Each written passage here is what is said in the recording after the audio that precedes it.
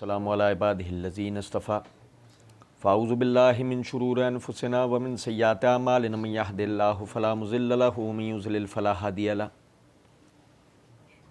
واشہد ان لا الہ الا اللہ وحدہ لا شریک لہ واشہد ان محمدا عبدہ ورسولہ اما بعد فإن خیر الحدیث کتاب اللہ وخیر الہدی ہدی محمد صلی اللہ علیہ وسلم وشر الامور محدثاتها وكل محدثۃ بدعۃ وكل بدعۃ ضلالہ وكل ضلالۃ فی النار۔ اعوذ باللہ السمیع العلیم من الشیطان الرجیم من حمزہ ونفخہ ونفثہ۔ بسم اللہ الرحمن الرحیم۔ اللہم صلی علی محمد وعلی آل محمد کما صلیت علی ابراہیم وعلی آل ابراہیم انک حمید مجید۔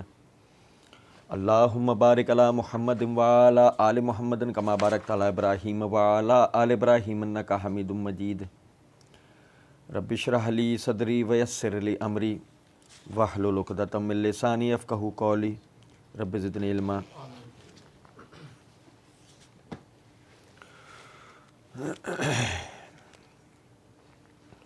مسئلہ number 157 part 200 questions on Sunni and Shia issues with engineer محمد علی مرزا۔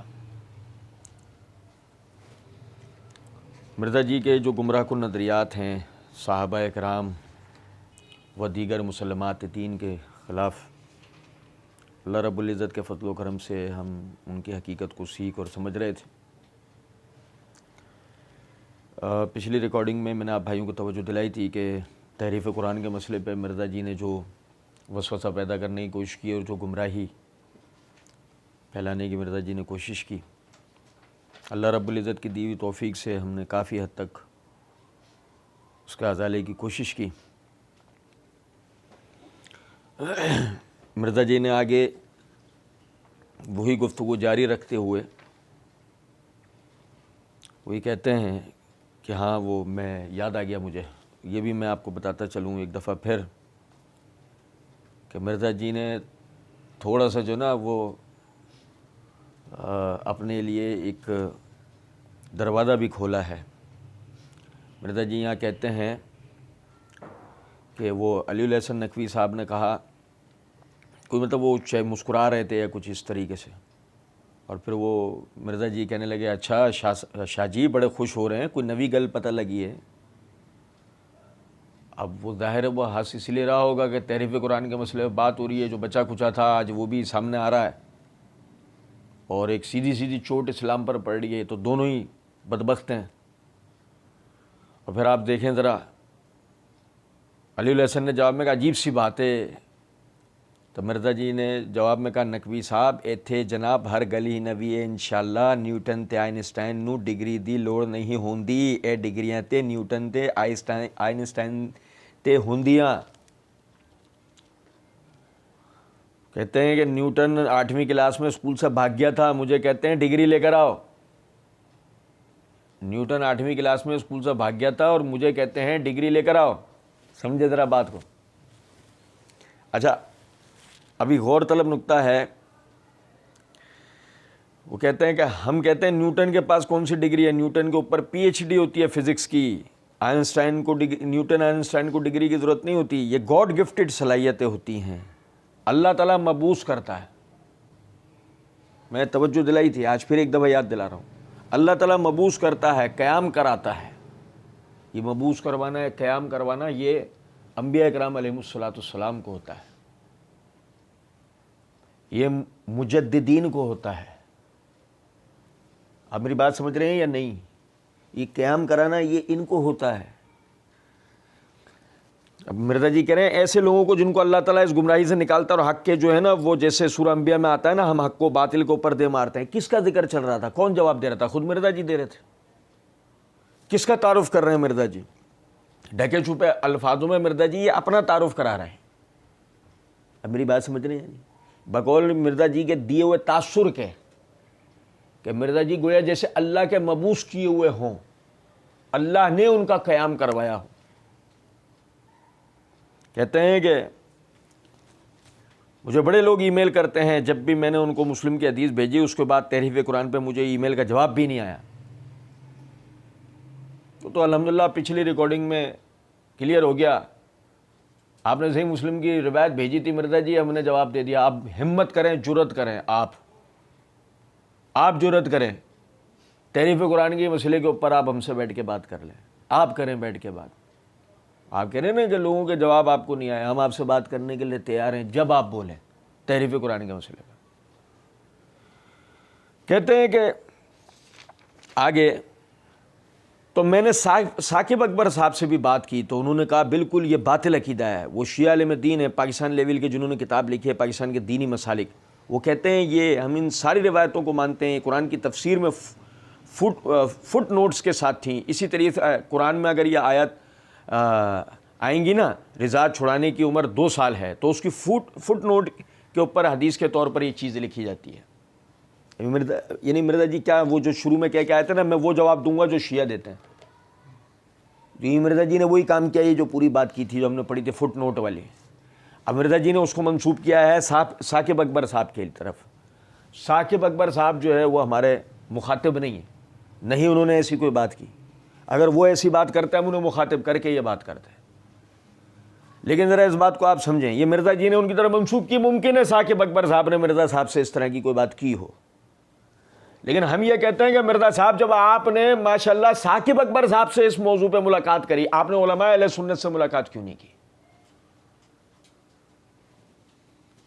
آپ کو اس موضوع پہ علماء اہل سنت سے بھی تو ملاقات کرنی چاہیے تھی، لیکن یہ آپ نے ایسا نہیں کیا. ہاں آپ نے اس کے لیے کیا کیا، آپ نے خود بقول آپ نے کہا تو میں نے انٹرویو کیا تھا 1 to 1 مولانا اسحاق صاحب سے.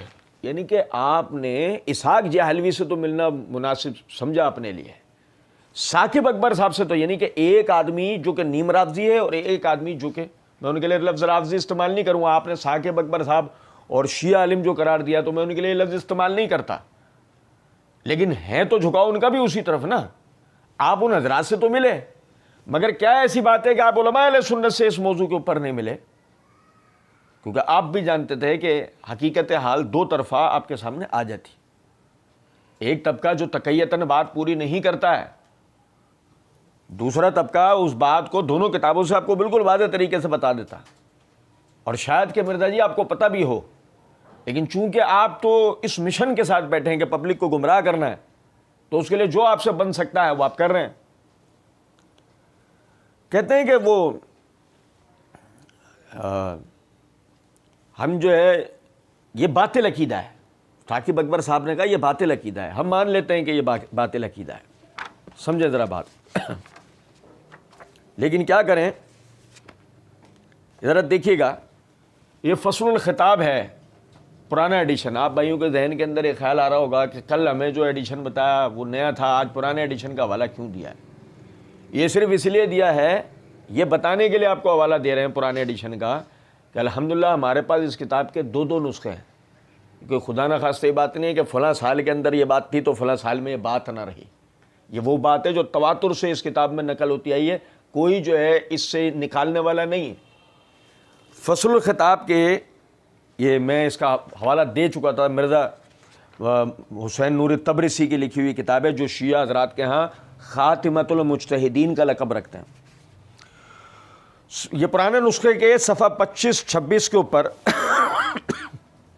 وہ لکھتے ہیں وقوع التغیر والنقصان فیہ وہو مذہب الشیخ الجلیل علی بن ابراہیم القمی شیخ القلینی، کہ قرآن کے اندر نعوذ باللہ من ذالک تغیر اور نقصان، بگاڑ یا نقصان واقع ہونے کا جو معاملہ ہے، یہ نظریہ تھا یعنی کہ علی بن ابراہیم قمی کا، جو کہ کلینی کے استاد ہیں. انہوں نے اپنی تفسیر میں ذکر کیا صرح بذالک فی اولہ، انہوں نے اپنی تفسیر کے شروع کے اندر اس کا ذکر کر رکھا ہے تفصیل کے ساتھ. وملا کتاب من اخبارہ مع التزامہ، اور انہوں نے اپنی کتاب کو بھر دیا ہے اس دلائل کے ساتھ کہ قرآن کی تحریف کے دلائل کے ساتھ. بأن لا يذكر فيه الا مشائخه وثقاته ومذهب التلمیذ، اور وہ کہتے ہیں بأن لا يذكر فيه الا مشائخه وثقاته، اور نہیں ذکر کی انہوں نے اس کے اندر کوئی بھی روایت مگر یہ کہ اپنے ان مشائخ سے جو کہ ثقات میں سے تھے. وہ مذہب التلمیذ ہی سکت الاسلام الکلینی رحمہ اللہ علی ما نسب الیہ جماعت لنقلہ الاخبار الکثیرہ صریحہ فی ھذا المعنی فی کتاب الحجہ. اور ان کے شاگرد سکت الاسلام علامہ کلینی کا بھی یہی نظریہ تھا، جو انہوں نے ایک جماعت سے روایات جو کہ کثیر ہیں، صریح ہیں، انہوں نے کتاب الحجہ کے اندر خصوصاً ایک باب قائم کیا ہے النکت والنطف فی تنزیل من التنزیل. انہوں نے اس باب کے تحت نکت والنطف من التنزیل، اس باب کے تحت انہوں وہ ساری روایتیں لے کے آئے. وہ پھر روزہ اور روزۃ الکافی میں من غیر تعرض لردھا و تعویلہا، اور بغیر کسی رد کے، بغیر کسی تعویل کے انہوں نے اس کو ذکر کیا ہے. وہ استظہر للمحقق السید محسن الکاظمی فی شرح، اور اسی کا اظہار کیا ہے محقق سید محسن الکاظمی نے اپنی شرح وافیہ کے اندر، جو اس کی شرح ہے اسی کا انہوں نے ذکر کیا ہے. من الباب الذی عقد فیہ وسماہ باب انہ لم یجمع القرآن کلہ الا الائمۃ علیہم السلام. اور اس باب کے تحت انہوں نے پوری بحث کی ہے کہ نہیں قرآن کو جمع کیا مگر یہ کہ صرف اور صرف ہمارے ائمہ علیہم السلام نے. فإن الظاہر من طریقتہ انہ انما یعقد الباب لما ارتضیہ کل، اور ان کا یہ طریقہ یہ ثابت کرتا ہے کہ وہ اسی نظریے کے اوپر راضی تھے. کل تو میں کہتا ہوں واہ کما ذکر ہو، جیسے انہوں نے کہا بات اسی طریقے سے ہے. فإن مذہب القدماء ما تعلموا غالبا من عناوین ابوابہم، کیونکہ جو قدیم ہمارے علماء گزرے ہیں ان کے نظریات ان کے مقرر کردہ ابواب سے بالکل واضح ہو جاتے ہیں. وہ بہی سر رہا ایزن علامہ مجلسی فی مرآۃ العقول، اور اسی بات کی صراحت علامہ مجلسی نے بھی اصول کافی کی شرح مرآۃ العقول میں کی ہے. اب میرا بھائی ذرا سمجھے گا، یہ اگر باطل عقیدہ ہے، ثاقب اکبر صاحب کے بقول یہ باطل عقیدہ ہے، تو اس باطل عقیدے کے اوپر علامہ قمی، علامہ کلینی، اور پھر ان کی بعد علامہ مجلسی، ہم کاظمی صاحب کا بھی ذکر نہیں کر رہے ہیں، مجلسی نے بھی جو ہے نا یہی بات کی ہے. تو کیا یہ کہا جائے گا کہ ان حضرات کے یہ عقائد باطل تھے؟ گو اگر اس طرح نہیں کہا جائے گا تو دوسری صورت کے اندر ہم یہ کہنے پہ مجبور ہیں کہ اگر ثاقب اکبر صاحب نے یہ جملے کہے ہیں تو ثاقب اکبر صاحب نے تقیتاً ایسی بات کہی ہے. کہتے ہیں کہ وہ جیسے ہمارے آج بھی بھولے بھالے لوگ کہتے ہیں بخاری شریف میں پڑھا ہے، اور بخاری شریف کے نیچے شرح مولویوں نے لکھی ہوئی ہوتی ہے، وہ سمجھتے ہیں بخاری شریف ہو گئی ہے. وہ تو مولویوں نے لکھی ہوئی ہوتی ہے، بخاری شریف میں تو نہیں ہوتا.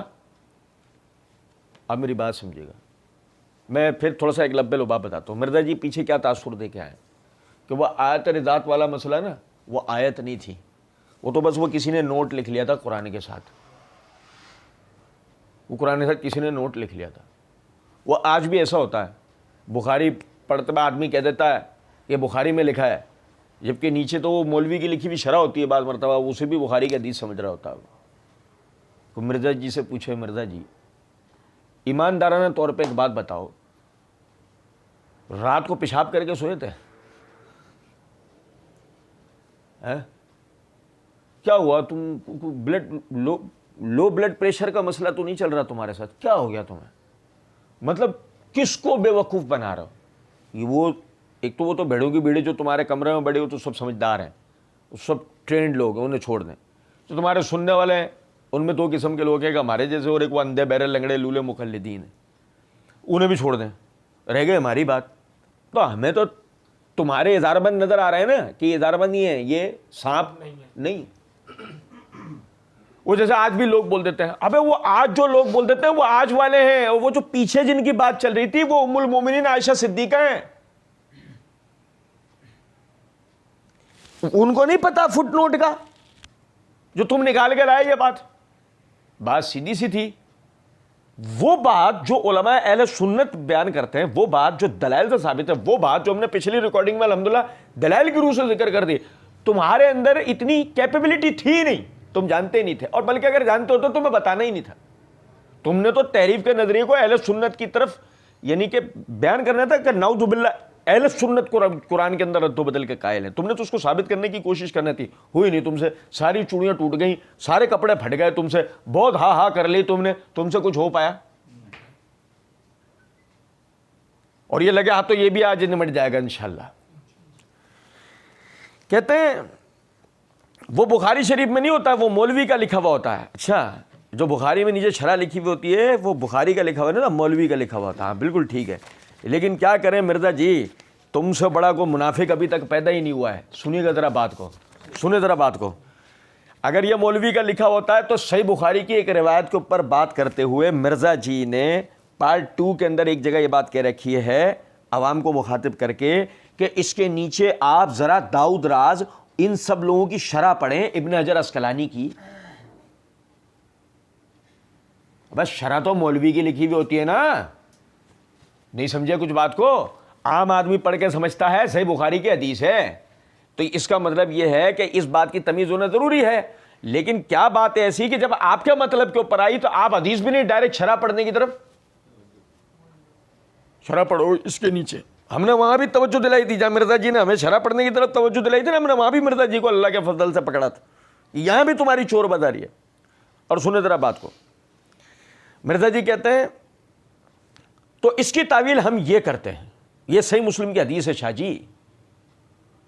اللہ کے فضل و کرم سے ہم نے پچھلی ریکارڈنگ کے اندر بالکل واضح کر دیا کہ الحمدللہ صحیح مسلم کی حدیث ثابت شدہ ہے, قرآن میں کوئی تحریف نہیں ہے. اس کی پوری وضاحت ہم نے دی ہے دلائل کی روح سے, ناسخ و منسوخ اور تصریح و تحریف کا معاملہ پورا کلیئر کیا. اور جو اب مرزا جی کا اگلا شگوفہ سنیں آپ.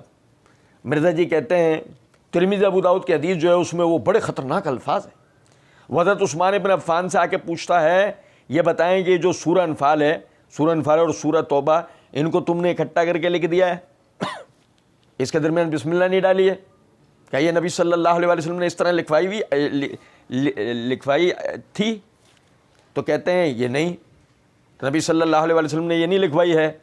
تو مجھے شک ہے کہ آیا یہ 2 الگ صورتیں ہیں تو یا یہ ایک ہی صورت ہے, اس کا یہ آگے ضمیمہ ہے, اس لیے شک کی بنیاد پہ میں نے ان کو الگ کر کے لکھ دیا ہے بیچ میں, اس لیے میں نے بسم اللہ نہیں ڈالی. یہ ترمذی میں ابو داؤد میں موجود ہے, روایت مشکات میں پہلی جلد میں فضائل قرآن والے چیپٹر میں مل جائے گی. شیخ البانی بھی صحیح کہتے ہیں, شیخ زبیر صاحب بھی صحیح کہتے ہیں. بات سنیے گا توجہ سے.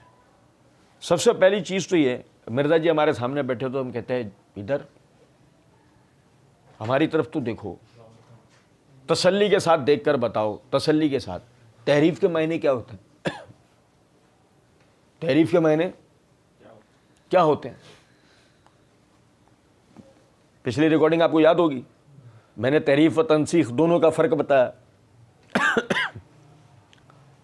مطلب مرزا جی کوئی تم سے پوچھے سورہ توبہ میں بسم اللہ الرحمن الرحیم ہے, اس کی دلیل کیا ہے؟ سورہ توبہ کی ابتدا میں بسم اللہ الرحمن الرحیم ہے, اس کی دلیل کیا ہے؟ اتری تھی, اس کی دلیل کیا ہے؟ یار آپ بات ہی نہیں سمجھے.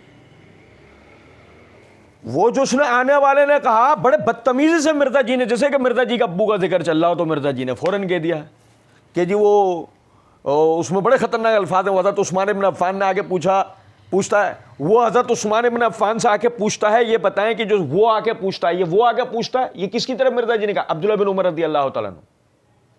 یہ بھی ہم پڑھیں گے حدیث, بلکہ میں آپ کو حدیث پہلے پڑھ کے سنا دیتا ہوں, رکیے گا ذرا. یہ میرے ہاتھ میں سنن ابی داؤد ہے, جلد نمبر 1 کا صفحہ نمبر 405 ہے, کتاب الصلاۃ ہے.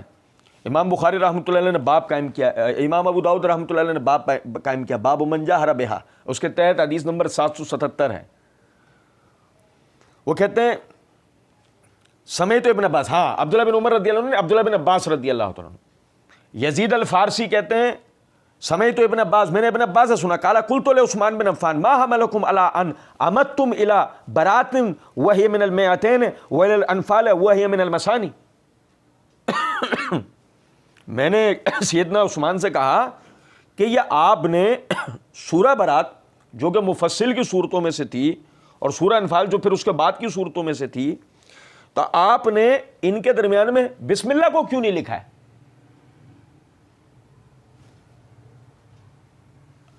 آپ نے ان کے درمیان میں بسم اللہ کو کیوں نہیں لکھا ہے؟ آپ سمجھے ہی نہیں بات. وہ یہ کہہ رہے ہیں کہ اس میں بسم اللہ نازل ہوئی تھی، اب تم نے لکھی نہیں. کیا بات ہے یار، آپ اندازہ تو کریں ذرا. وہ سوال پوچھ رہے ہیں کہ وہ تم جیسے مفصل کی دیگر صورتوں کے اندر بسم اللہ الرحمن الرحیم لکھی ہے، تو حضرت آپ نے سورہ برات کے اندر کیوں نہیں لکھی؟ وہ بھی تو مفصل میں سے تھی، آپ نے اس میں کیوں نہیں لکھی؟ سنو ذرا بات کو بھائی، سورہ انفال میں اس میں نہیں لکھی آپ نے. وہ یہ نہیں کہہ رہے کہ بسم اللہ الرحمن الرحیم نازل ہوئی تھی تم نے نہیں لکھی. کچھ سمجھو نکتہ یا نہیں؟ چلو چھوڑیں، ابھی ہم اس پہ کریں گے مزید بات. مرزا جی کہتے ہیں کہ جی وہ یہ تم نے اس کو اکٹھا کر کے لکھ دیا ہے، اس کے درمیان بسم اللہ بھی نہیں ڈالی. اکٹھا کر کے لکھ دیا ہے؟ کیا مطلب ہوتا ہے اکٹھا کر کے لکھ دیا ہے؟ گویا کہ جیسے برات من اللہ و رسول ہی والی جو آیت ہے نا، وہ گویا کہ سورہ انفال میں پڑھی جا رہی ہو، ایسا ہے؟ کیا آدمی ہے یار، اس کو سننے والے کیسے لوگ ہیں یار، آپ اندازہ تو کریں کیا آدمی ہے. مثلا اگر سورہ انفال مکمل ہو رہی تھی اور برات من اللہ و رسول ہی والی آیت ایک ساتھ وہاں سے شروع ہو جاتی، تو اس کو ملا دینا، اکٹھا کرنے کا معنی سمجھ میں آتے. سن رہے؟ ارے اتنی تو تمیز آدمی کے اندر ہو کہ قرآن پاک ہی کھول کے دیکھ لے کہ مرزا جس طریقے سے بتا رہا ہے قرآن میں اسی طرح لکھا ہے. مرزا جس طرح بتا رہا ہے، اگر روایت صحیح ہے، سنن ابی داؤد کی روایت صحیح ہے، تو میں ذرا قرآن کھول کے دیکھوں. میں پہلے تو پڑھتا تھا سورہ توبہ الگ ہوتی تھی بھائی، اس طرح الگ ہوتی تھی، الگ صفحے سے سٹارٹ ہوتی تھی. بسم اللہ الرحمن الرحیم نہ ہو بھلے بیچ میں، لیکن الگ صفحے سے سٹارٹ ہوتی تھی. تو یہ دیکھوں سے کھول کے کیا ساتھ ملی ہوئی ہے کہ مجھے پہلے گمان گزرتا تھا وہ غلط تو نہیں تھا، ابھی کھول کے دیکھا تو وہ تو الگ ہے. تو اکٹھا کہاں کیا ہے اس کو؟ اچھا پھر روایت میں یہ کس لفظ کا ترجمہ ہے اکٹھا کیا ہے؟ یہ بھی کسی لفظ کا ترجمہ نہیں ہے روایت. چلیں، کہتے ہیں کیا یہ نبی صلی اللہ علیہ وسلم نے اس طرح لکھوائی تھی؟ تو کہتے ہیں نہیں. کیا یہ نبی صلی اللہ علیہ وسلم نے اس طرح لکھوائی؟ عثمان رضی اللہ عنہ کا، ان کا نہیں. نبی صلی اللہ علیہ وسلم نے نہیں، یہ ایسے نہیں لکھوائی. مجھے شک ہے کہ یہ دو الگ صورتیں ہیں یا یہ ایک ہی صورت ہے. اس کا یہ سورہ توبہ سورہ انفال کا ضمیم ہے، اس لیے شک کی بنیاد پہ میں نے ان کو الگ کر کے لکھ دیا ہے.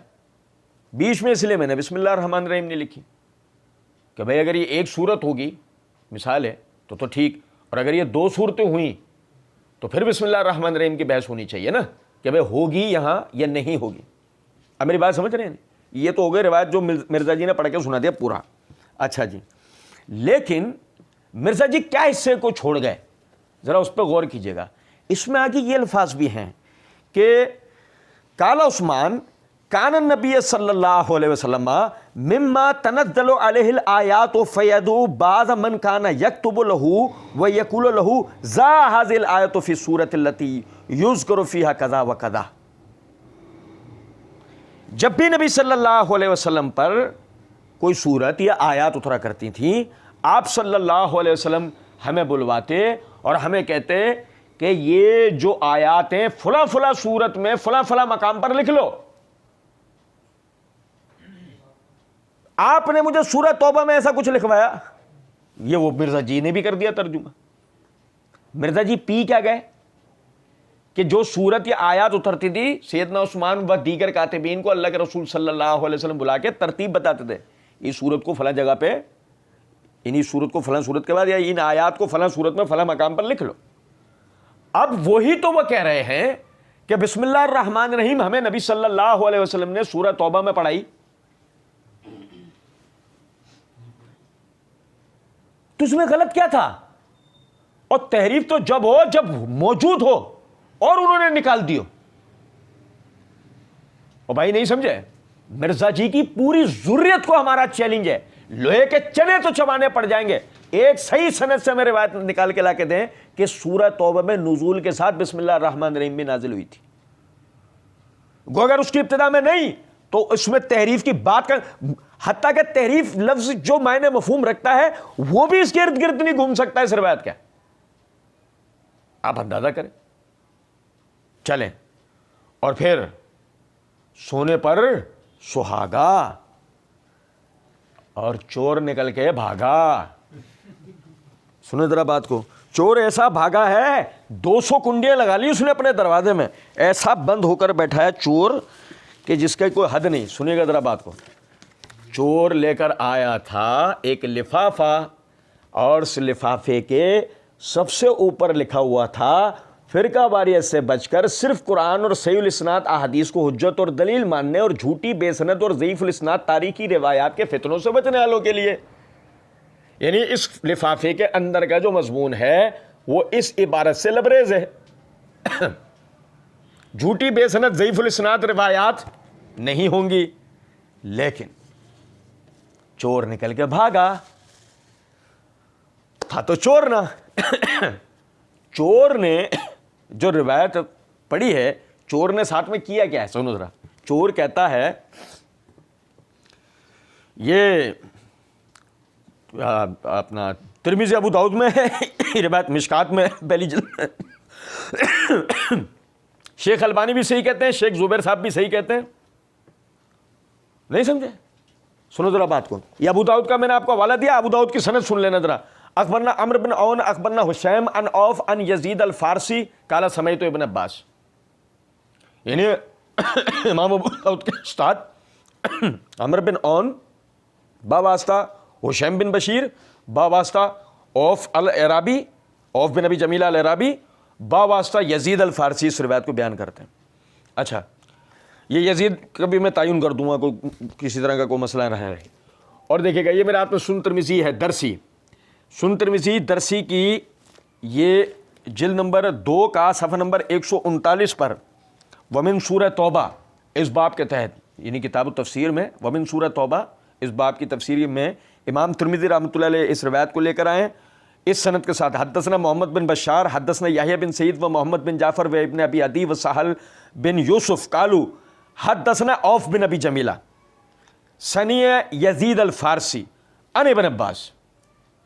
یعنی مدار سند جو ہے وہ آخر عوف بن ابی جمیلہ باواسطہ یزید الفارسی آتا ہے. عوف العرابی سیکھیں, لیکن ابھی ایک چیز بتاؤں, سنیے گا ذرا بات کو. اچھا جی دیکھیں, یہ میرے ہاتھ میں تہذیب الکمال ہے, جلد نمبر 11 کا صفحہ نمبر 90. امام مزی رحمۃ اللہ علیہ فرماتے ہیں یزید الفارسی البصری والصحیح انہ غیر یزید بن ہرمز. یہ یزید بن ہرمز نہیں ہے جو بخاری مسلم کے سیکہ راوی ہیں, یہ یزید الفارسی ہے. صحیح سنیں گا ذرا بات. اب یہی بات تہذیب التہذیب یہ میرے ہاتھ میں ہے, اس کی یہ جلد نمبر 9 کا صفحہ نمبر 389 ہے. وہ یعنی کہ حافظ ابن حجر رحمۃ اللہ علیہ بھی اس کے بارے میں یہی کہتے ہیں کہ بعض نے کہا انہ ہوا یزید بن ہرمز, بعض نے کہا کہ یہ یزید بن ہرمز ہے. وہ صحیح انہ غیرہ, صحیح بات یہ ہے کہ یہ اس کے علاوہ ہے, یہ یزید بن ہرمز نہیں ہے. ٹھیک ہے. اچھا جی اب دیکھیے گا ذرا بات کو کہ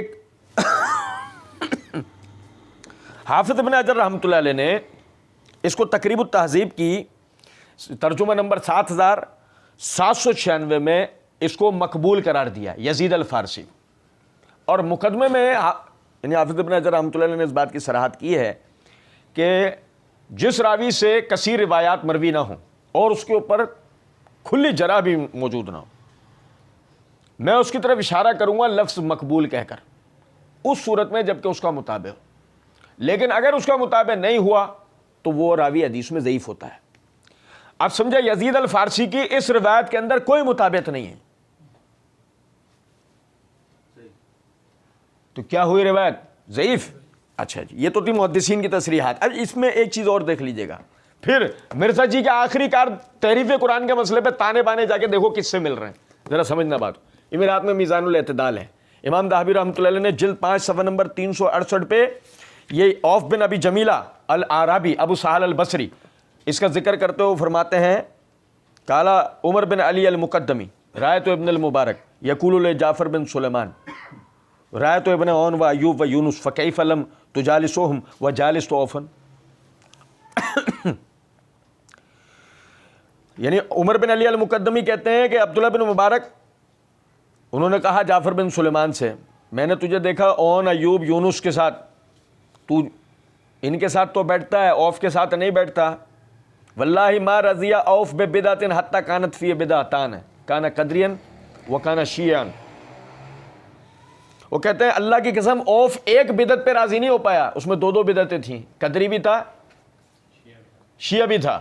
اور سنو ذرا بات کو، امام محمد بن عبداللہ الانصاری کہتے ہیں رایت داؤد بن ابی ہند یضرب اوف العرابی، داؤد بن ابی ہند مار رہے تھے اس کو اوف العرابی کو. وہ یقول ویلک یا قدری، وہ کہتے تیری خرابی ہو یا قدری. وہ قال بندار، اور امام بندار وہ یکر لہم حدیث اوف، اس وقت میں جب کہ ان کے سامنے اوف کی روایت پڑھی جا رہی تھی، وہ کہنے لگے واللہ لقد کان اوف قدریا رافضیا شیطانا، کہ اوف رافضی ہے، قدری ہے، شیطان ہے. اور میرے بھائی سمجھے ذرا بات کو، تحریف قرآن کا نظریہ کن کا ہے؟ سکا راوی ہے اوف العرابی، مسئلہ نہیں ہے. تحریف قرآن کا مسئلہ کن کا ہے، کہاں سے آیا، سب جانتے ہیں. اور ایسے مسئلے پہ اگر شیعہ راوی کی روایت لی جا رہی ہو تو محدثین کا اصول کیا ہے کہ شیعہ راوی اس کی وہ روایت جو اس کی بدعت کے اوپر دعوت دیتی ہے اس کی روایت قابل قبول ہوتی.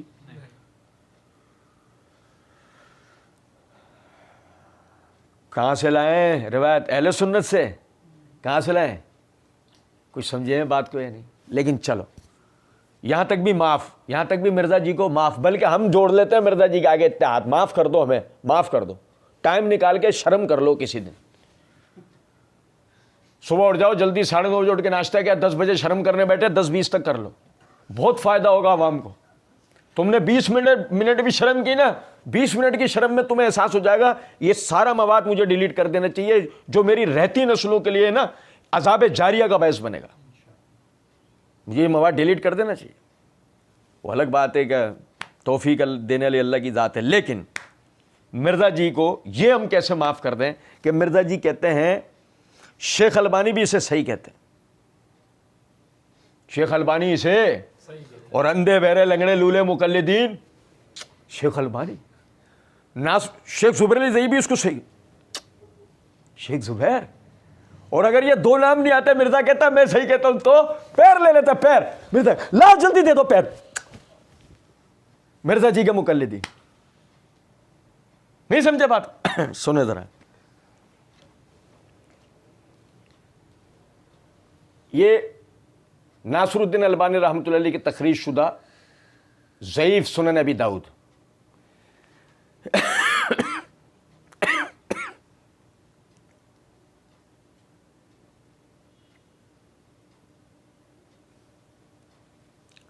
یہ اس کے باب من جہر بہا، یہ باب دیکھ لیجئے، اس میں یہ حدیث نمبر ہے 306. ناصر الدین البانی رحمۃ اللہ علیہ کی تخریج میں یہ روایت ہے 306. وعن ابن عباس قال قلت لعثمان بن عفان ما حملکم ان امتم الی برات وهي من المعین و الی، یعنی پوری روایت. ناصر الدین البانی کہتے ہیں وسندہ ضعیف، سند فیہ راو ضعیف، اس میں راوی ضعیف موجود ہے. وفی الحدیث نکارۃ، متن میں نکارت ہے، سند ضعیف ہے، متن میں نکارت ہے. دو طرفہ روایت کے وہ ضعیف ہونا بیان کر رہے ہیں، اور یہ ان کے نام سے کیا کہہ رہا ہے؟ کیا دجال اور کذاب آدمی ہے یار، آپ اندازہ. اور آپ یقین کریں شیخ زبیر رحمۃ اللہ علیہ کی تخریج شدہ مشکات اس وقت ہمارے ہاتھ میں نہیں ہے. میں پوری بصیرت کے ساتھ یہ بات کہتا ہوں، شیخ زبیر نے بھی اس روایت کو ضعیف قرار دیا ہوگا، اصولی طور پہ روایت ضعیف ہے. گو اگر شیخ زبیر نے اس کو صحیح حسن قرار دیا ہو تو ہم مرزا جی کو کہیں گے چھوڑو نا، آپس میں کھیلتے ہیں، ہمارے سامنے بیٹھ کے اس روایت کو صحیح ثابت کرو، ہمارے سامنے بیٹھ کے اس روایت کو صحیح ثابت کرو. اور چلو تم سے دی اینڈ کر دیتے ہیں. کیا کرتے ہیں تم سے؟ کیا ہے، بے شرم کا بھی تو کوئی گھر ہوتا ہے نا، اس کو اس کے گھر ہی چھوڑ کے آ جاتے ہیں. سنو ذرا بات کا. پھر اس کے بعد بھی یہ بھی ہے نا کہ نبی صلی اللہ علیہ وسلم کی حدیث صحیح بخاری کتاب العلم کے اندر، کتاب الایمان کے اندر آپ صلی اللہ علیہ وسلم نے فرمایا جب تیرے اندر سے حیا ختم ہو جائے پھر تیرا جو دل کرے وہ تو کرتا. پھر حیا سب کچھ ہے. یہ میرے ہاتھ میں تفسیر قرطبی ہے، اس کی جلد نمبر 4 کا صفحہ نمبر 531. اور بھائی سن لو، یہ میں تمہیں بطور تبرک سنا رہا ہوں، سنو ذرا بات کو. عبداللہ بن عباس رضی اللہ تعالی عنہما نے بیان کیا. اور بھائی بیان کون کر رہا ہے؟ دی اینڈ ہونے جا رہا ہے بالکل. عبداللہ بن عباس رضی اللہ عنہما نے بیان کیا کہ میں نے سیدنا علی بن ابی طالب رضی اللہ تعالی عنہ سے پوچھا. کون؟ مولا علی. کون؟ جن کے نام کا تم چورن بیچ رہے ہو. روٹیاں کھا رہے ہو, ٹھوس رہے ہو روٹیاں ان کے نام کی, ان کے اور ان کے اہل بیت کی جو ہے وہ شان بیان کرنے کے نام پر روٹیاں کھا رہے ہو تم. نہیں سمجھے؟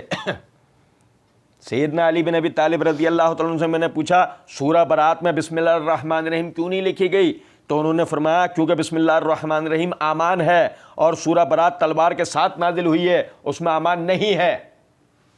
اب سیدنا علی کہہ رہے ہیں اس میں بسم اللہ الرحمن الرحیم نہیں ہے, تو لکھنے نہ لکھنے کا سوال کیا پیدا ہوتا ہے؟ کچھ بات آ رہی ہے سمجھ میں یا نہیں؟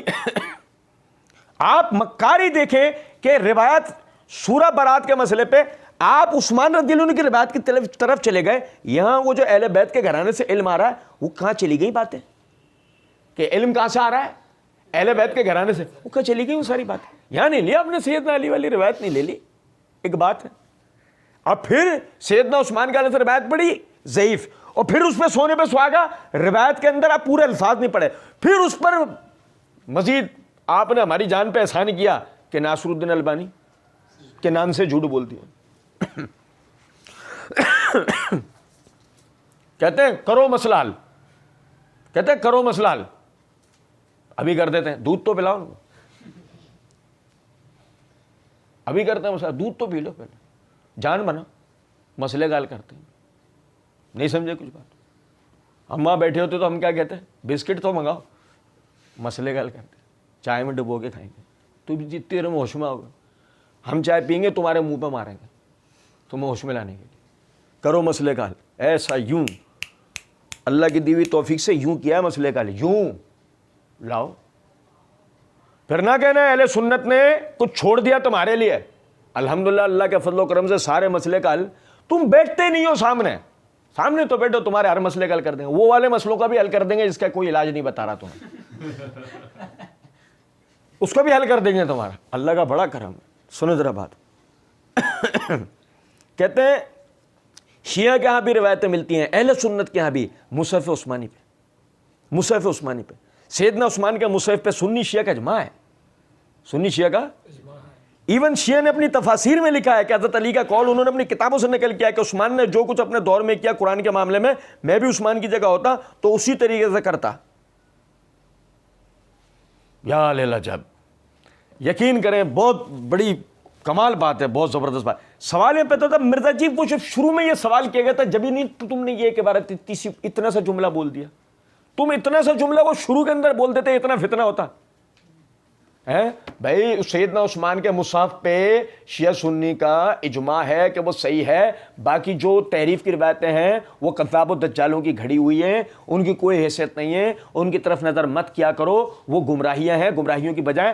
لیکن اگر کسی کو کوئی شوق ہے وہ ہمارے علماء سے ملے, سنی علماء سے ملے, شیعہ علماء سے ملے, تحریف کی جو وہ روایات جو گمراہ لوگ بیان کر رہے ہیں اس کو وہ لوگ جواب دے دیں گے. لیکن جہاں تک یہ بات ہے کہ شیعہ سنی مصحف عثمانی کے قائل, اس پر اجماع ہے,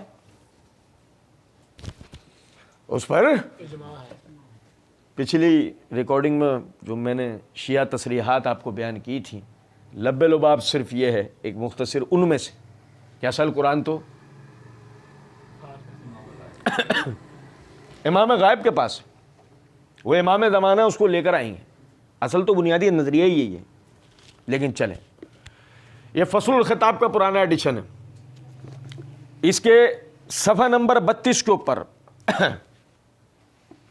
مرزا محمد حسین نوری تبرسی کہتے ہیں, یہ اسی طرح کی بات کا جواب دیتے ہوئے مصحف عثمان پہ, کل تو میں کہتا ہوں قد ادا ہوا فی الشافعی و شیخ فی تلخیص ہی من متائن عثمان, کہ جنہوں نے اصول کافی کی شرح شافی لکھی ہے اور جنہوں نے تلخیص لکھی ہے ان شیوخ کی طرف اشارہ کرتے ہوئے مرزا حسین تبریسی نوری, مرزا حسین نوری کہہ رہے ہیں کہ انہوں نے تو اس کو عثمان کے اوپر جو یعنی عثمان کے جو متائن ہیں، اس کی جو غلط پالیسیز ہیں، اس کے اوپر جن باتوں کی وجہ سے تانا کیا جاتا ہے عثمان رضی اللہ عنہ پہ، وہ انہوں نے اس زمن میں اس کو گنا ہے مصحف عثمانی کو.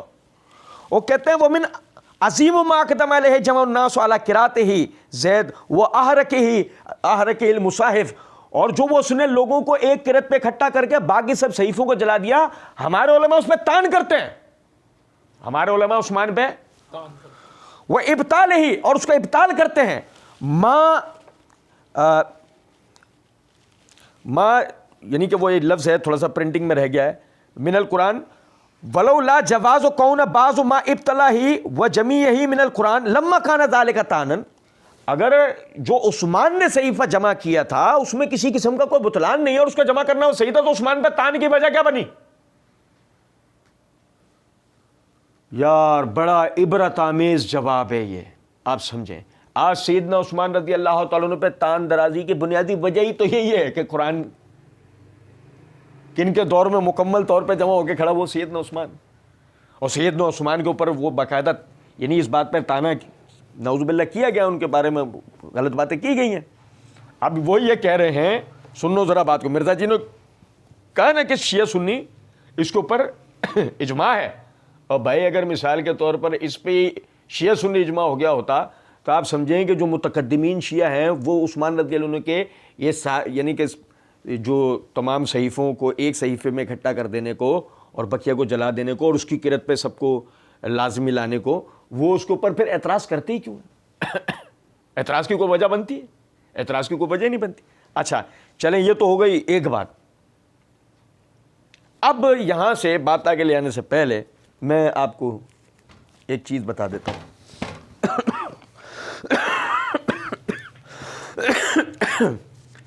دیکھیں سب سے پہلی چیز سمجھیں، سورہ حجر کی آیت نمبر 9 میں اللہ رب العزت نے فرمایا اِنَّا نَحْنُ نَزَّلْنَا الذِّكْرَ وَإِنَّا لَهُ لَحَافِظُونَ، بے شک ہم نے اس اسلام کو نازل کیا اور ہم اس کی حفاظت کے ذمہ دار ہیں. بعض لوگ یہاں پر ترجمہ کرتے ہیں صرف قرآن، اِنَّا نَحْنُ نَزَّلْنَا میں نزلہ کا ترجمہ کرتے ہیں قرآن. میں آپ کو بتا دوں اِنَّا نَحْنُ نَزَّلْنَا الذِّكْرَ وَإِنَّا لَهُ لَحَافِظُونَ کا معنی اسلام ہوگا، قرآن نہیں ہوگا. اس کا معنی اسلام ہوگا کیونکہ اس کی وجہ یہ سورہ قیامہ میں اللہ رب العزت نے فرمایا لا تحرک بہ لسانک لتعجل بہ ان علینا جمعہ و قرآنہ. اے نبی صلی اللہ علیہ وسلم، یہ وہی جب ہم آپ کی طرف نازل کرتے ہیں تو آپ اس کو محفوظ کرنے کی عجلت کے اندر زبان کو تکلیف مت دیا کیجئے. ان علینا جمعہ، اس دین کا جمع کرنا ہمارے اوپر ہے، و قرآنہ، اور اس کا پڑھانے کا جو طریقہ وہ بھی ہماری ذمہ داری ہے. فَإِذَا قَرَأْنَاهُ فَاتَّبِعْ قُرْآنَهُ، جب پڑھا جا رہا ہو تو بس پڑھتے رہیے، ساتھ پڑھنے کی پیروی کرتے رہیں. ثُمَّ إِنَّ عَلَيْنَا بَيَانَهُ، پھر اس کی جو تشریح ہے اس کی حفاظت کی ذمہ داری بھی ہماری ہے. ہم کہتے ہیں قرآن پہلے جمع میں قرآن آ گیا، تشریح کے اندر حدیث آئی، اور اللہ کے فضل و کرم سے اس کے علاوہ کوئی چیز دلائل کی روح سے نکال کے نہیں لائی جا سکتی، اور قرآن اور حدیث ان دو کا مجموعہ ہو گیا اسلام. تو اِنَّا نَحْنُ نَزَّلْنَا الذِّكْرَ کا معنی کیا ہوا؟ ہم نے اس اسلام کو نازل کیا اور ہم ہی اس کی حفاظت کے ذمہ دار. اور انشاءاللہ کل کے جو درس ہوگا انشاءاللہ اس میں اور اس کی وضاحت آئی.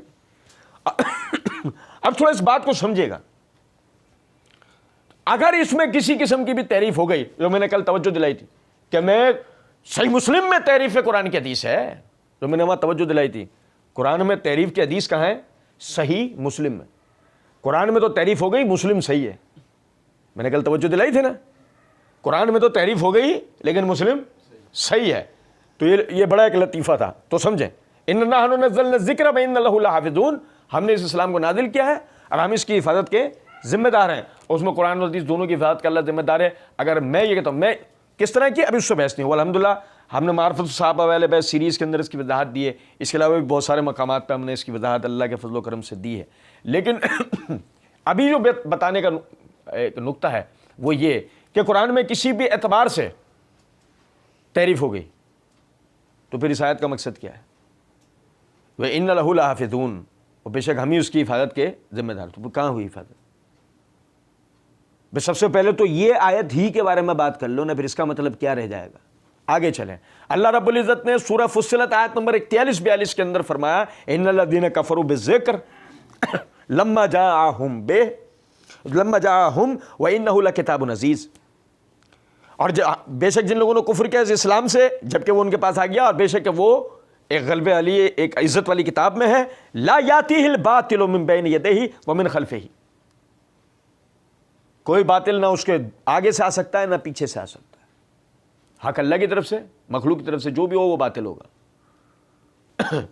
لا یاتیہ الباطل من بین یدیہ ومن خلفہ، اس کے آگے پیچھے سے کوئی باطل اس کتاب کے اندر نہیں آ سکتا۔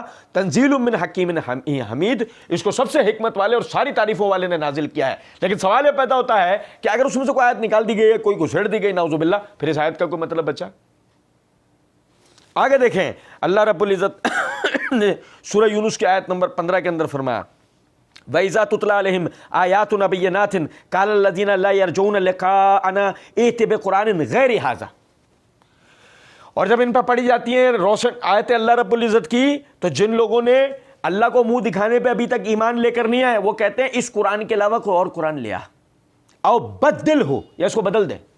قل، اے نبی صلی اللہ علیہ وسلم آپ فرمائیے، ما یکون لی ان ابدلہ من تلقاء نفسی ان اتبع الا ما یوحی الی، اے نبی صلی اللہ علیہ وسلم آپ فرما دیجئے میری کیا مجال، میرا یہ کام نہیں کہ میں اپنی طرف سے اس میں کوئی کسی قسم کا تغیر یا تبدل کر دوں، ان اتبع الا ما یوحی الی، میں تو اس وحی کی پیروی کرتا ہوں جو میری طرف نازل کی جاتی ہے، میں اس میں اپنی طرف سے کوئی بات نہیں کر سکتا۔ اخافو ان عصیت ربی عذاب یوم عظیم، اور مجھے تو خوف ہے کہ میں اگر اپنے رب کی نافرمانی کروں تو ایک بڑے دن کے عذاب کا۔ تینوں آیات سے بات پتہ لگی، قرآن میں تحریف نہیں ہو سکتی، قرآن میں تحریف نہیں ہو سکتی۔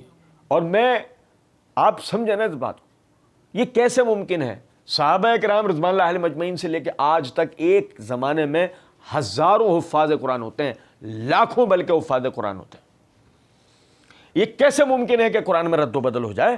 عقلی طور پہ بھی ممکن نہیں ہے، لیکن ہم تو دلائل کی روح سے بات کرنے کا قائل ہیں۔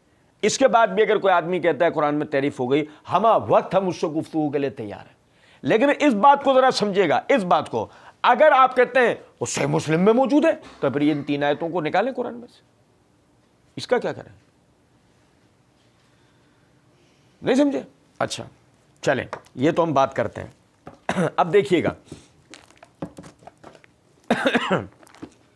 یہ میرے ہاتھ میں تفسیر قرطبی ہے، اس کی جلد نمبر 5 کا صفحہ نمبر 407، اِنَّا نَحْنُ نَزَّلْنَا الذِّکْرَ، اس آیت کی تفسیر کرتے ہوئے امام قرطبی رحمۃ اللہ علیہ فرماتے ہیں کہ اللہ رب العزت کا کہنا ہے اِنَّا نَحْنُ نَزَّلْنَا الذِّکْرَ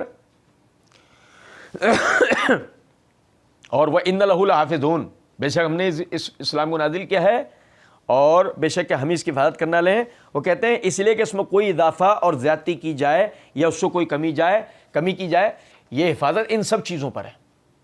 ٹھیک ہے، حضرت قتادہ اور ثابت البنانی رحمہم اللہ نے کہا ہے کہ اللہ تعالیٰ نے اس کی حفاظت کا ذمہ لیا ہے، شیاطین اس میں کسی باطل کا اضافہ کریں یا اس سے کسی حق کی کمی کریں، اس چیز سے اللہ رب العزت نے اپنی کتاب کی حفاظت کر لی ہے۔ بس اللہ سبحانہ و تعالیٰ خود اس کا ولی اور محافظ ہے، اس لیے یہ ہمیشہ محفوظ رہے گا۔ اور قرآن کریم کے علاوہ دوسری کتب کے بارے میں فرمایا بِمَسْتُحْفِظُوا، یعنی سورہ مائدہ آیت نمبر 44 میں جو لفظ کی طرف اشارہ کیا ہے، پس ان کی حفاظت ان کے سپرد کر دی تو انہوں نے انہیں بدل دیا اور اس میں تغیر کر دیا۔ یعنی پچھلی کتابوں کی حفاظت ان کی امتوں کے اوپر ڈال دی گئی تھی، نتیجتاً اس میں تغیر و تبدل ہو گیا، لیکن قرآن کے لیے اِنَّا نَحْنُ نَزَّلْنَا الذِّکْرَ وَإِنَّا لَهُ لَحَافِظُونَ، ہم ہی اس کی حفاظت کے ذمہ دار ہیں۔ آگے کہتے ہیں ہمیں شیخ الفقی الامام ابو القاسم عبداللہ نے اپنے باپ شیخ الفقی الامام المحدث ابو الحسن علی بن خلف بن معزوز القومی التلمسانی سے خبر دی ہے، انہوں نے بیان کیا الشیخ العالم فخر النساء شہداء بنت بن نصر احمد بن الفرج الدنیاوری پر یہ پڑھا گیا، وہ جمادی الآخر 564 ہجری کے آخر میں اپنے گھر دارالسلام میں تھیں۔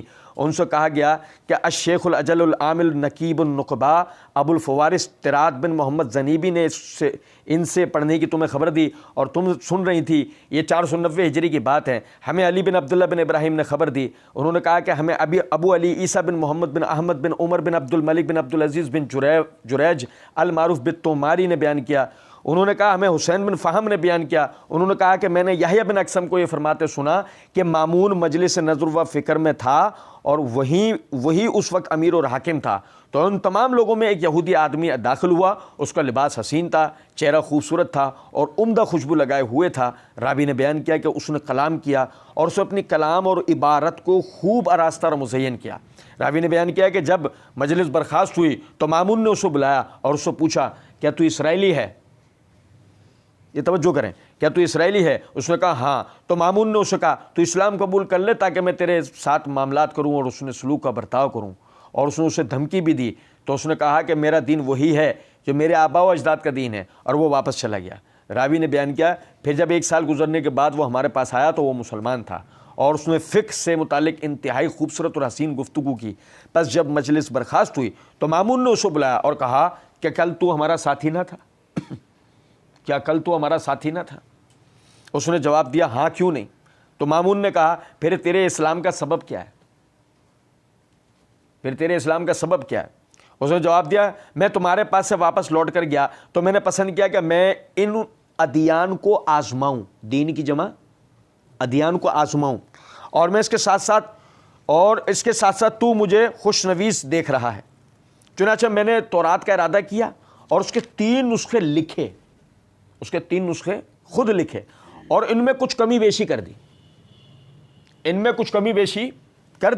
اور میں انہیں گرجا گھر میں لے گیا، چرچ میں لے گیا اور مجھ سے وہ خرید لیے گئے۔ پھر میں نے انجیل کو لیا اور اس کے 3 نسخے لکھے اور اس میں کچھ زیادتی اور کچھ کمی کر دی اور انہیں لے کر یہودیوں کی عبادت گاہ میں چلا گیا اور وہ مجھ سے خرید لیے گئے۔ اور پھر میں نے قرآن کریم کا ارادہ کیا اور اس کے 3 نسخے لکھے اور ان میں کچھ کمی بیشی کر دی اور انہیں لے کر کاغذ بیچنے والوں کے پاس گیا تو کاغذ بیچنے والوں نے اسے لے کے خوب غور سے دیکھا۔ کاغذ ردی لینے والوں نے اسے لیا اور اسے ایسے الٹ پلٹ کے دیکھتے رہے غور سے۔ پس جب انہوں نے اس میں کمی اور بیشی کو تلاش کر لیا تو انہوں نے اسے پھینک دیا اور اسے نہیں خریدا۔ ردی بیچنے والوں نے، سنو ذرا بات کو، تو مجھے یقین ہو گیا کہ یہ کتاب محفوظ ترین کتاب ہے، یہ قرآن مجید محفوظ ترین کتاب ہے، بس یہی میرے اسلام لانے کا سبب ہے۔ یحییٰ بن اقسم نے کہا میں نے اس سال حج کیا اور میں حضرت سفیان ابن عیینہ رحمۃ اللہ علیہ سے ملا اور ان سے اس خبر کا ذکر کیا تو انہوں نے مجھے فرمایا اس کا مصداق کتاب اللہ میں موجود ہے۔ میں نے پوچھا کون سی جگہ میں؟ تو انہوں نے فرمایا اس میں جو اللہ تبارک و تعالیٰ نے تورات اور انجیل کے بارے میں فرمایا ہے بِمَسْتُحْفِظُوا مِن کتاب اللہ، وہی سورہ مائدہ آیت نمبر 44، کہ ان پر ان کی کتابوں کی حفاظت کی ذمہ داری انہی پر دے دی گئی تھی پچھلی امتوں پہ۔ پس اللہ تعالیٰ نے اس کی حفاظت ان پر ڈال دی تو یہ ضائع ہو گئی، اور اللہ تعالیٰ نے فرمایا ہے اِنَّا نَحْنُ نَزَّلْنَا الذِّكْرَ وَإِنَّ لَهُ لَحَافِظُونَ، پس اس دین کی حفاظت کا ذمہ اللہ تعالیٰ نے لے لیا تو اس لیے ضائع نہیں ہوا۔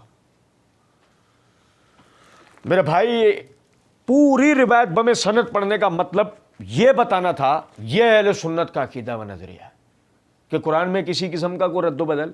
اور سنو ذرا بات کو، میں ایک انتہائی آسان کتاب کی آپ کو مثال دے رہا ہوں، نہ بریلوی کا مسئلہ، نہ دیوبندی کا، نہ اہل حدیث کا مسئلہ، بقول مرزا جی کے بابے ہمارے ہیں۔ مرزا جی نے سارے مسلمان بزرگوں کو ہماری طرف منسوب کر دیا ہے نا کہ یہ اپنے بابوں کا دفاع کرتے ہیں، اب مرزا جی بابے ہمارے ہیں اور عقیدہ ہمارا ہے۔ بابے بتائیں گے، کون بتائیں گے؟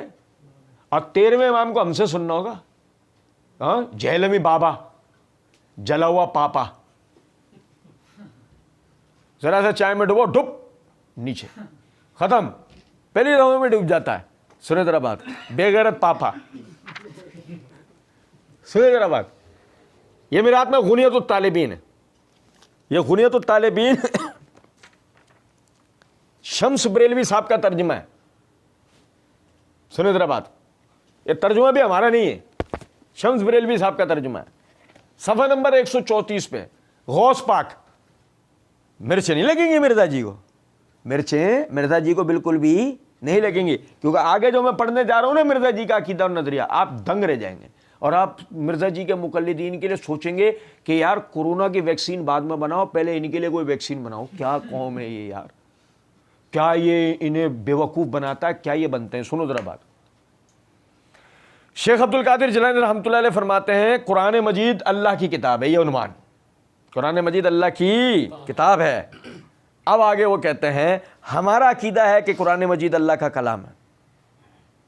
ہمارا عقیدہ ہے کہ قرآن مجید اللہ کا کلام ہے، اللہ کی کتاب ہے، اللہ کا خطاب ہے، اور وہ وہی ہے جو اللہ نے حضرت جبرائیل علیہ السلام کے ذریعے رسول اللہ صلی اللہ علیہ وسلم پر نازل فرمائی. اللہ تعالیٰ خود فرماتے ہیں نزل بہ الروح الامین علی قلبک لتکون من المنذرین بلسان عربی مبین. تیرے قلب کے اوپر یہ روح الامین لے کر اترا ہے تاکہ تو ڈرائے کھلی واضح عربی زبان کے اندر.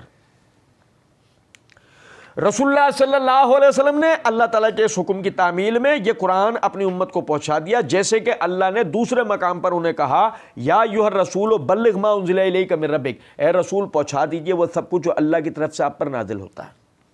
حضرت جابر بن عبداللہ رضی اللہ تعالیٰ عنہ فرماتے ہیں کہ رسول اللہ صلی اللہ علیہ وسلم موقف حج میں لوگوں کے سامنے اپنے آپ کو پیش کرتے ہوئے فرما رہے تھے کوئی شخص ہے جو مجھے اپنی قوم کے پاس لے جائے کہ قریش نے تو مجھے کلام اللہ پہنچانے سے روک دیا ہے، کہ قریش نے تو مجھے کلام اللہ پہنچانے سے روک دیا ہے. اللہ تعالیٰ کا ارشاد ہے، سنو ذرا بات کو.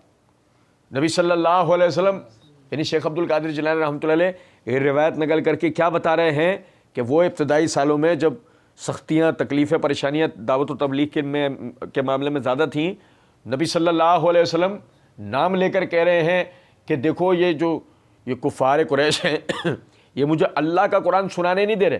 تو نبی صلی اللہ علیہ وسلم اپنی زبان سے بھی کہہ رہے ہیں کہ یہ پہنچانے کے لیے آئے تھے. سنو ذرا بات کو.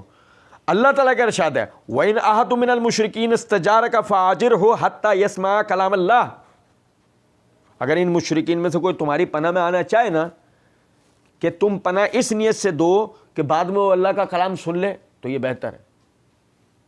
کیا سنوانا چاہ رہا ہے اللہ ان کے ذریعے؟ کلام اللہ. سنو ذرا بات کو. شیخ عبد القادر جیلانی رحمۃ اللہ علیہ فرماتے ہیں قرآن شریف اللہ کا کلام ہے، مخلوق نہیں ہے. مخلوق نہیں ہے.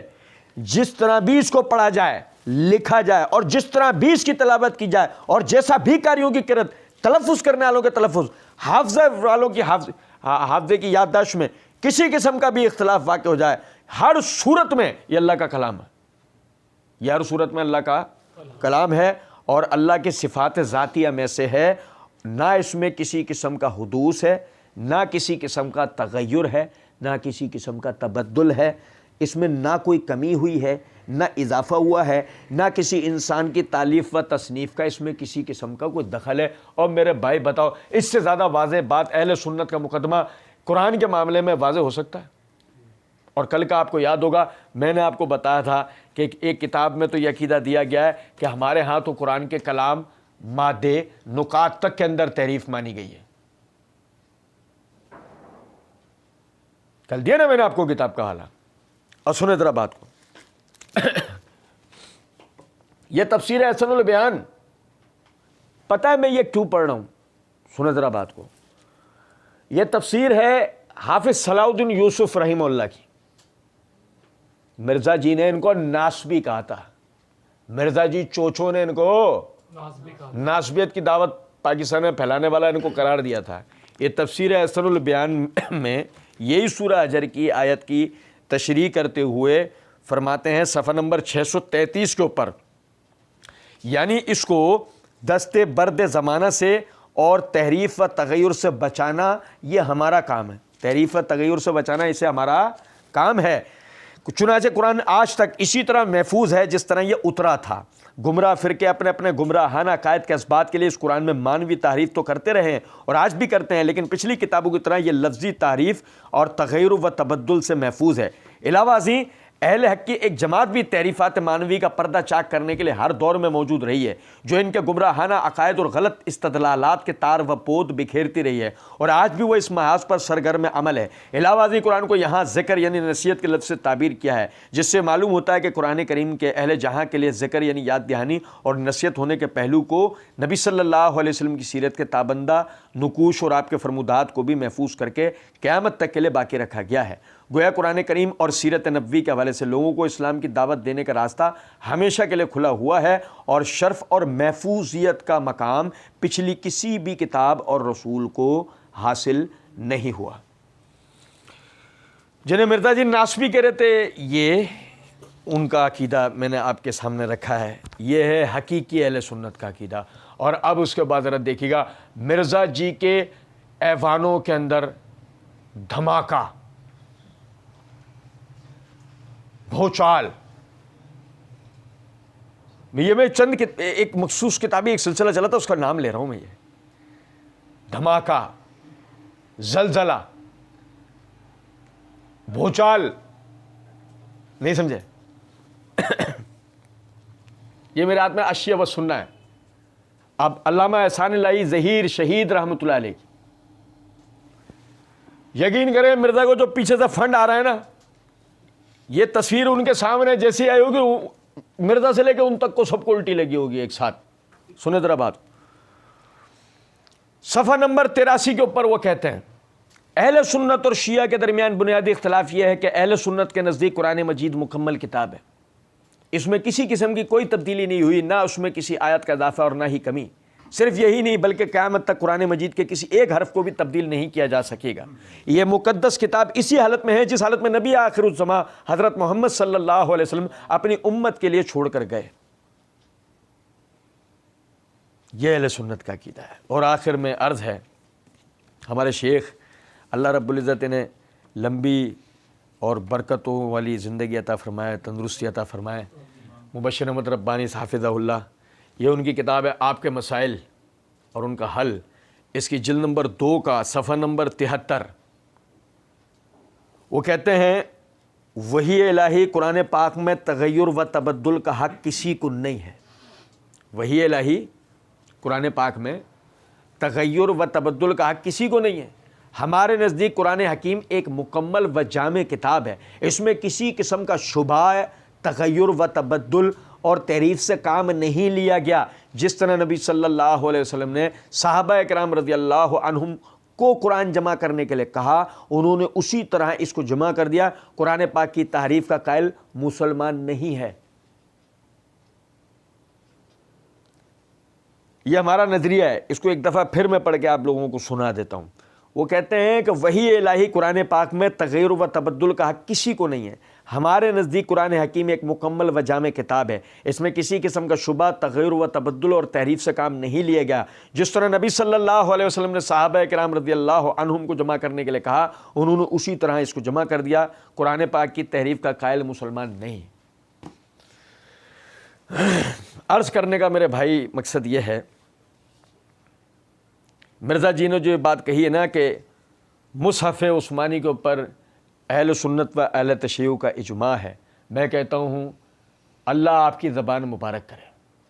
کاش مصحف عثمانی پہ ہمارے سارے شیعہ حضرات بھی آ جائیں اور یہ سارا مسئلہ ہی ختم ہو جائے، سنی شیعہ سارے بھائی بھائی بن جائے آپس میں، کسی طرح کا کوئی مسئلہ باقی نہ رہے امت میں۔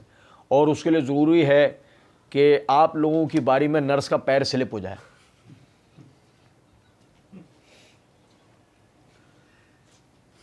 آپ جیسے جتنے حضرات ہیں ان کی باری میں ہاسپٹل میں ہڑتال ہو جائے۔ سمجھے نہیں ہیں؟ سمجھ رہے ہیں؟ ہمارے سجاد کربلائی بھائی ماشاءاللہ، سنیں ذرا بات کو، بہت غور طلب نقطہ ہے۔ میں نے ابتدا میں پچھلی ریکارڈنگ کے شروع کے اندر توجہ دلائی تھی کہ ہم موجودہ ہمارے ملک کے حالات اس چیز کا ساتھ نہیں دیتے، ہم ان چیزوں سے بچتے ہیں اور بچنا بھی چاہیے۔ لیکن مرزا جی اپنی شہرت کے لیے، یا دوسرے لفظوں میں وہ جو پیچھے سے انہیں فنڈنگ ہوتی ہے اس کو لے کے جو مسلمانوں کے درمیان افتراق میں انتشار کا معاملہ جو کرنا چاہتے ہیں، آپ سمجھیں ذرا اس بات کو کہ صورتحال یہ ہے، ہم بالکل بھی یہ موضوع نہیں چھیڑنا چاہتے تھے. مرزا جی نے اس موضوع کو چھیڑا صرف اس لیے کہ کسی طرح اہل سنت کی یعنی کہ کسی کی نکالی ہوئی بدعت کو اہل سنت کے گلے میں ڈالنے کی کوشش کی جائے. مجبوراً ہمیں اپنا مقدمہ واضح کرنا پڑا اور جن کے گھر سے یہ بدعت گھڑ کے آئی تھی ان کے گھر اس کو دوبارہ یعنی کہ دکھانا پڑا کہ یہ ہے وہ بورڈ لگا ہوا ہے سامنے پڑھ لو, بورڈ لگا ہوا ہے سامنے, ہم سے مت پوچھو سامنے پڑھ لو. سمجھ میں آ رہی ہے بات. اب مرزا جی نے آخر میں ایک چوچلا لڑایا جس کو بس پڑھ کے میں بات مکمل کر رہا ہوں. مرزا جی کہتے ہیں تو اسی طریقے سے قرآن محفوظ ہے الحمدللہ. ابھی اس طریقے کے بعد قرآن کو کون محفوظ مانے گا؟ آپ پڑھیں یہاں سے مرزا کی پوری گفتگو, مرزا کی سنیں, ہماری چھوڑیں کہ ہم نے جواب دیا ہمیں چھوڑ دیں. مرزا کی پوری گفتگو یہاں سے سن لیں, جیسے سوال ہوا وہاں سے لے کے یہاں تک پوری گفتگو سن لیں. تو اسی طریقے سے قرآن محفوظ ہے الحمدللہ. تو یہ شاہ جی بہرحال یہ تو الحمدللہ قرآن محفوظ ہے, وہ تو ہم دلائل ہم نے پڑھے بھی ہیں اور کسی کو شوق ہوا تو ہم انشاءاللہ اس کا شوق بھی پورا کریں گے. کہتے ہیں کہ الحمدللہ تو یہ شاہ جی آپ نے مجھ سے وہ باتیں نکلوا لی ہیں کہ اس کے بعد میری شہادت واجب ہو چکی ہے. علی الحسن نقوی صاحب کہنے لگے اللہ پاک رحم کرے. مرزا جی نے کہا ٹھیک ہے, تو شہید کے درجے پر تو ہم پہلے ہی ہیں. میں پہلے مکمل کرتا تھا, اسے کل پڑھتا, وہ یہ والا اسٹیمنا نہیں ہوتا نا, تو میں یہ چاہ رہا تھا یہ یہیں مکمل کر کے جاؤں. فیوریٹ پارٹ ہے نا میرا. سب سے پہلے تو ہم اللہ تعالیٰ سے ہاتھ اٹھا کے اللہ تعالیٰ سے دعا کرتے ہیں کہ اے اللہ مرزا صاحب کو لمبی عمر, صحت و تندرستی عطا فرما اور انہیں ہدایت نصیب فرما, ان کے دل کو اسلام کی طرف پھیر دے, انہیں ہر قسم کی دشمنوں کی دشمنی کے شر سے بچا میرے مالک, ان کی حفاظت فرما. یہ دعا پہ سب بھائی کہو آمین. پتہ ہے کیوں؟ میں صحیح بتا رہا ہوں آپ کو, مرزا جی کو کچھ بھی نہیں ہونا چاہیے. ہماری گنتی نہیں ہے, مرزا جی کی گنتی ہے. مرزا جی کو کچھ بھی ہونا چاہیے. پتہ ہے کیوں؟ کیونکہ اگر مرزا جی خدا نہ خواستہ چائنا کے شہید ہو گئے تو نتیجہ یہ نکلے گا کہ مرزا جی ایک رحمت اللہ علیہ بن جائیں گے, ان کا مدارہ بن جائے گا. مرزا جی کے جو مقلدین ہیں وہ پکے راضی ہو چکے ہوں گے, کیونکہ پھر لازمی بات ہے مرزا جی کے بعد بچتا کون ہے, اگلا اسٹیج ہی وہی ہے. تو اس لیے وہ راضی ہو چکے ہوں گے. ہم تو یہ کہتے ہیں مرزا جی کو ہدایت نصیب ہو. مرزا جی کو ہدایت نصیب ہوگی تو کم سے کم 50% مقلدین کے پلٹ آنے کا امکان ہے. جو مرزا جی کے کندھوں پہ ہاتھ رکھے, اس نے پیچھا لے کندھے پہ, اس نے پیچھا لے کندھے پہ, سب ایک دوسرے کے پیچھے چلتے ہوئے جا رہے ہیں نا. تو یہ 50% کہتا مرزا جی یو ٹرن لیا. مرزا جی نے یو ٹرن کے نام پہ پریشان مت ہو جانا, آج کل بڑی خطرناک اصطلاح ہے یہ یو ٹرن. لیکن بہرحال یو ٹرن کے نام پر مرزا جی نے یو ٹرن اصطلاح, یہ مرزا جی پلٹے 50% تو پلٹ جائیں گے. وہ جو سیدھے کھائی میں جانے والے وہ تو کھائی میں ہی جائیں گے. وہ تو مرزا جی بھی کہہ ہیں, نہیں سمجھے ہو بات کو؟ وہ تو مرزا جی نے بھی یہ بات کہہ دی ہے نا. مرزا جی ماشاءاللہ اپنی مخصوص الفاظ کے اندر کہتے ہیں, وہ کہتے ہیں کہ عوام کل انعام ہے, عوام چوپایوں کی مانند ہے. عوام تو پیدا ہی دوزخ کے لیے ہوئی ہے نا. مرزا جی نے عوام کو دوزخ کی, تو یہ وہ والی ہے جو سیدھی جا رہی ہے, وہ سیدھی آئے گی. چلو بارہ, لیکن جو 50% کے لیے تو امید ہے کہ واپس آئیں. تو ہم نے مرزا جی نے کہا نا اس کے بعد میری شہادت واجب ہو چکی ہے. اللہ آپ کو محفوظ رکھے مرزا جی. ہمیں باڈی گارڈ رکھ لو. ہاں ہمیں باڈی گارڈ رکھ لو, فارغ وقت میں تم سے سیکھتے بھی رہیں گے دین.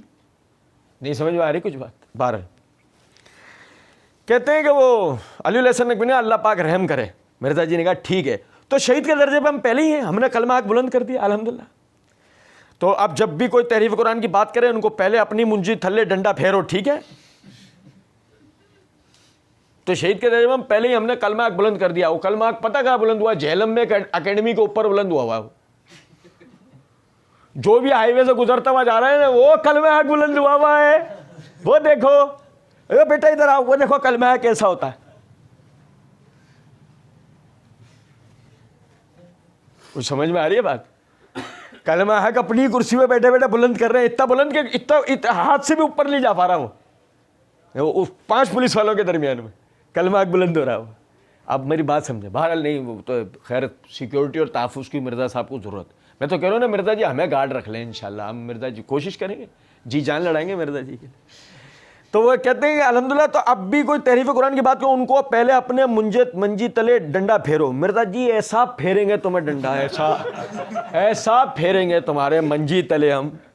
تم کبھی منجی ہمارے سامنے تو رکھو, پھر دیکھو کیسا ہم اس کے اوپر ڈنڈا پھیرتے ہیں. اللہ رب العزت سمجھنے اور عمل کرنے کی توفیق دے. وما علینا الا البلاغ.